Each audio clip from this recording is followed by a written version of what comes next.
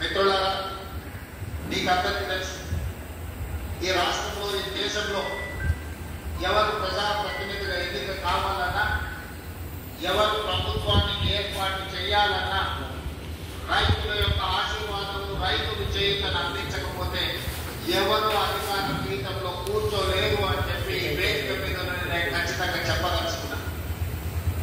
ఈనాడు ఎవరు ఎమ్మెల్యే అయినా, ఎమ్మెల్యే సంగతి పక్కన పెట్టండి, వార్డు మెంబర్ కావాలన్నా, సర్పంచ్ కావాలన్నా, ఎంపీటీసీ కావాలన్నా, జడ్పీటీసీ కావాలన్నా, జిల్లా పరిషత్లో గెలవాలన్నా, శాసనసభలో ప్రాతినిధ్యం వహించాలన్నా, పార్లమెంట్కి వెళ్ళాలన్నా, ఏ రాష్ట్రానికి ముఖ్యమంత్రి కావాలన్నా రైతులు అండగా నిలబడాలి. ఆ రైతుల ఆశీర్వాదం ఉన్నప్పుడే మన కుర్చీ పదిలంగా ఉంటుంది అని బలంగా విశ్వసించే మీ సోదరుడు ఈ రోజు ఈ వేదిక మీద నుంచి రైతులకు ఉద్దేశించి మాట్లాడుతున్నాడు. మిత్రులారా, ఈనాడు చాలా మంది చాలా విషయాలు మాట్లాడుతున్నారు. చాలా విషయాలు మాట్లాడే వాళ్ళకు అవకాశాలు రాని వాళ్ళు కాదు. ఆనాడు ఉమ్మడి రాష్ట్రంలో డాక్టర్ వైఎస్ రాజశేఖర రెడ్డి గారి మంత్రివర్గంలో మంత్రులుగా పనిచేసిండు.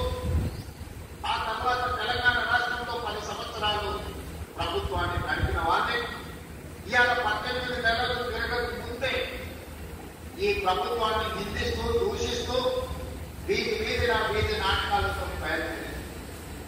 ఇవాళ